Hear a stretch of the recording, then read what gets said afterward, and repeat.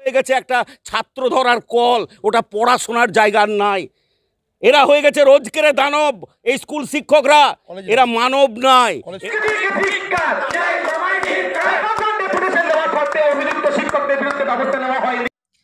School শিক্ষকদের tuition পড়ানো বন্ধের দাবিতে বৃহস্পতিবার পশ্চিমবঙ্গ গৃহ শিক্ষক কল্যাণ সমিতির সদস্যবৃন্দদের তরফ থেকে বীরভূম জেলা ডিআই অফিসে ডেপুটেশন জমা ও বিক্ষোভ কর্মসূচি গ্রহণ করা হয়।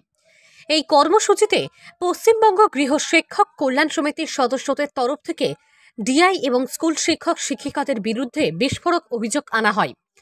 আদালতের নির্দেশকে অমান্য করে এখনও পদক্ষেপ গ্রহণ করা হয়নি বলে অভিযোগ।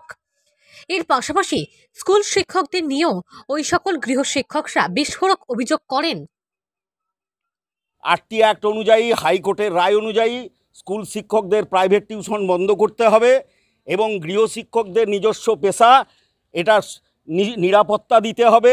এটা হচ্ছে আমাদের প্রধান দাবি। কিন্তু ডিআই সাহেব যে দীর্ঘদিন ধরে টালবাহানা করছেন এই নিয়ে, হাইকোর্টের তিনখানা রায়, প্রধান বিচারপতি ডিভিশন বেঞ্চের রায়, মাননীয় সিঙ্গেল বেঞ্চের রায় মাননীয় কোর্টের, এবং শেষে কন্টেম্পটের রায়।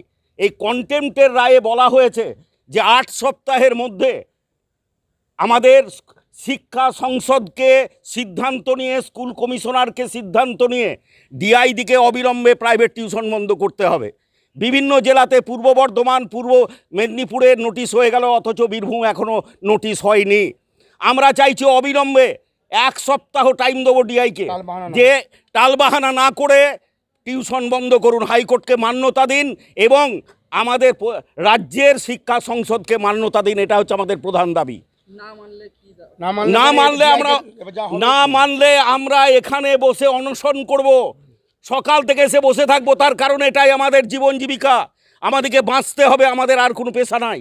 হাজার হাজার মাস্টার ডিগ্রি থেকে আরম্ভ করে পিএইচডি, এখানে অনেক ভালো ভালো শিক্ষক আছেন যারা পেশা হারিয়ে বসে আছেন। তার কারণ স্কুল হয়ে গেছে একটা ছাত্র ধরার কল, ওটা পড়াশোনার জায়গা নাই। এরা হয়ে গেছে রোজকের দানব, এই স্কুল শিক্ষকরা, এরা মানব নয়। এটাই আমাদের দাবি, যে স্কুলকে তার পুরনো মর্যাদায় ফিরিয়ে আনতে হবে। এটাই দাবি আমাদের। কতজন আছেন বীরভূম জেলায়? বীরভূম জেলায় আমাদের সদস্য সংখ্যা হচ্ছে এখন প্রায় 9,500।